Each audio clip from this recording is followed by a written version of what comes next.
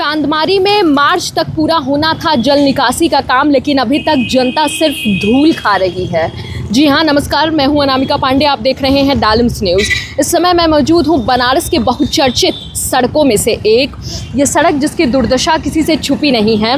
इसकी बदहाली जो है ये समय समय पर उजागर होती रही है। खुद अपने चैनल डालिम्स न्यूज़ के माध्यम से हमने समय समय पर इसकी बदहाली, इसकी दुर्दशा और जो जनता यहाँ पे त्रस्त है उसको दिखाते रहे हैं। लेकिन यहाँ की जो एक नई समस्या उजागर हुई है जल निकासी के लिए, यानी पाइपलाइन डालने के लिए, नटिनिया दाई मंदिर वहाँ दे सकते हैं आप, वहाँ से लेके आगे तक 400 मीटर तक सड़क को खोदा गया था। लेकिन स्थिति ये है, जो प्रशासन की उदासीनता देखने को हमें मिलती है कि काम जो है वो शुरू तो हो जाता है, लेकिन शायद ख़त्म करना, इसको कैसे ख़त्म किया जाता है प्रशासन इसे शायद भूल जाता है। क्योंकि यहीं पे हमें लाइव ये देखने को मिल रहा है।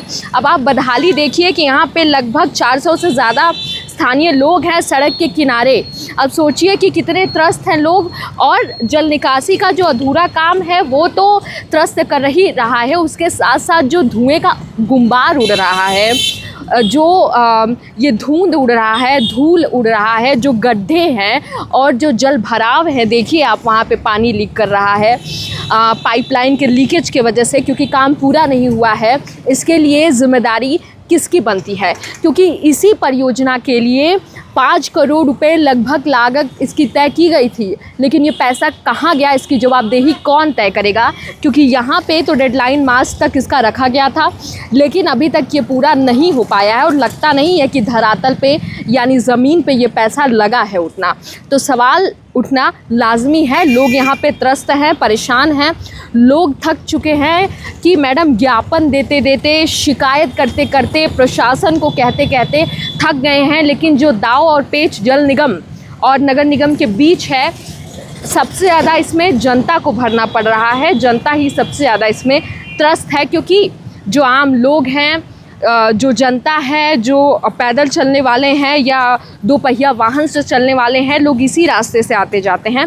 और ऐसा नहीं है, जो 4 व्हीलर्स हैं उनको भी बहुत समस्या होती है, ऊबड़ खाबड़ देख सकते हैं आप, सड़क की ऐसी दुर्दशा है। यानी कि जो बनना था सड़क 2019 में, इस सड़क की जो प्रवासी भारतीय दिवस के दिन इसकी नींव रखी गई थी, योजना रखी गई थी, वो तो बन नहीं पाया। लेकिन जो बना था उससे भी बदतर स्थिति हो चुका है।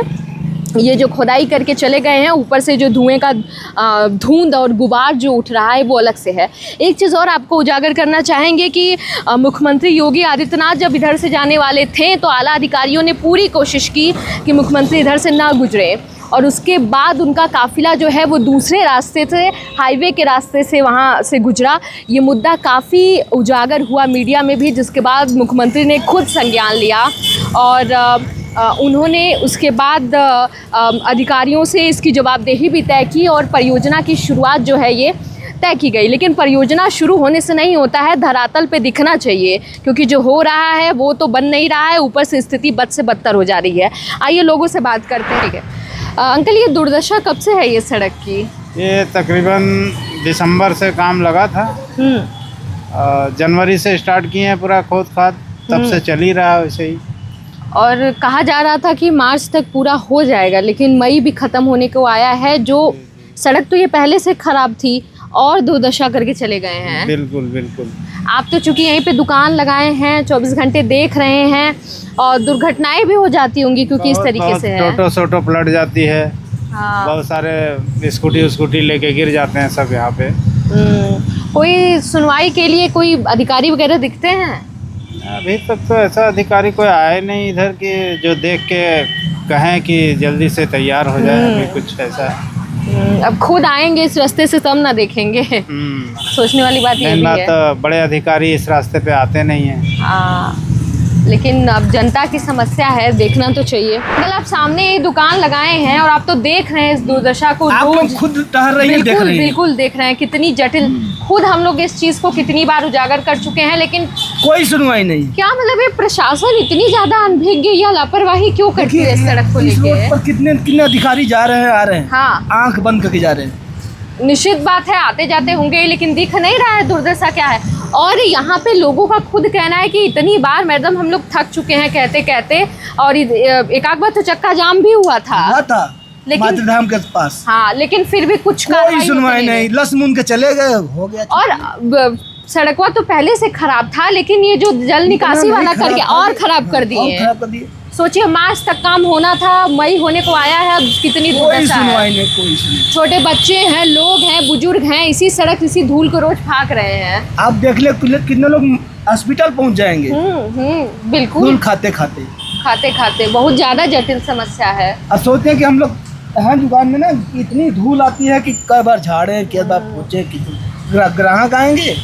और अंकल, आप लोग का तो हार्डवेयर का दुकान है, सोचिए अगर यहाँ जो खाने पीने की दुकान लगा रहे होंगे वो क्या करेंगे बेचारे, बताइए। उनका तो रोजी रोटी पे वार हो जा रहा है। हाँ, पता नहीं, बहुत जटिल समस्या है। प्रशासन इस पे क्यों नहीं ध्यान दे रहा है, और हर जगह ये उजागर होता है, मीडिया में भी बार बार उजागर होता है, लेकिन फिर भी इस पे कार्रवाई नहीं होती है। कुछ नहीं।